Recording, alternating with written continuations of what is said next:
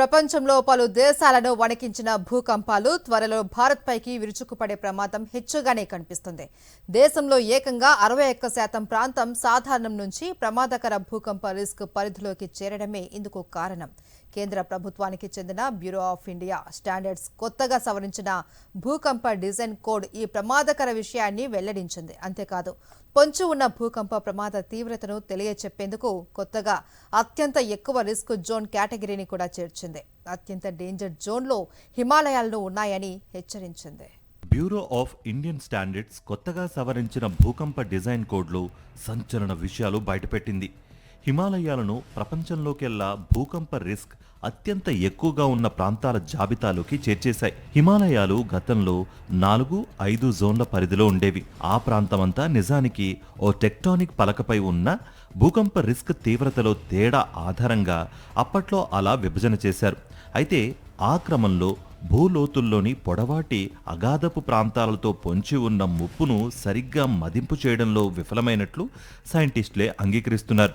ముఖ్యంగా మధ్య హిమాలయ ప్రాంతాల్లో పలు అత్యధిక భూకంప రిస్క్ ఉన్న పలు భూభాగాలు ఈ తప్పిదం వల్ల సాధారణ రిస్క్ ఉన్నవిగా పరిగణం పొందుతూ వచ్చాయి. దాన్నిప్పుడు సరిచేసినట్లు BIS వెల్లడించింది. నిజానికి మధ్య హిమాలయ ప్రాంతంలో గత 2 దశాబ్దాల్లో భూకంపం జాడలు కూడా కనిపించలేదు. అంత మాత్రాన అక్కడ అంత సజావుగా ఉన్నట్టు అసలే కాదని BIS పేర్కొంది. హిమాలయాలు ప్రపంచంలోనే అత్యంత చురుగ్గా ఢీకొట్టే టెక్టానిక్ పలకల సరిహద్దులపై ఉన్నాయి. మరోలా చెప్పాలంటే ఎప్పుడైనా బద్దలయ్యే అవకాశం ఉన్న మందుపాత్రపై ఉన్నాయన్నమాట. ఇండియన్ టెక్టానిక్ ప్లేట్ నిరంతరం యురేయన్ ప్లేట్లోకి చొచ్చుకుపోతూ వస్తోంది. ఫలితంగా ఏటా కనీసం 5 సెంటీమీటర్ల మేరకు అందులోకి చొరబడుతూ వెళుతోంది. 2 ప్లేట్లు ఢీకొంటున్న కారణంగానే అక్కడ భూ ఉపరితలం పైకి పెరుగుతూ వస్తోంది. ఈ టెక్టానిక్ ఒత్తిడి మూలంగా హిమాలయ గర్భమంతా నిత్యం అలజడిమయంగానే ఉంటోంది. టెక్టానిక్ పలకల పరస్పర తాకిడి భూకేంద్రం పైన విపరీతమైన ఒత్తిడికి కారణమవుతోంది. ఆ ఒత్తిడి ఎప్పుడో ఒకసారి హఠాత్తుగా విడుదలవుతూ ఉంటుంది. అది కాస్త అత్యంత శక్తివంతమైన భూకంపాల రూపంలో పైకి ఎగదన్నుకొస్తుంది. ఇది చాలదన్నట్లు భూమి మీద అత్యంత అస్థిరమైన పర్వత ప్రాంతం హిమాలయాలే. వయసు పరంగా అన్ని పర్వతాల కంటే చిన్నవి కూడా.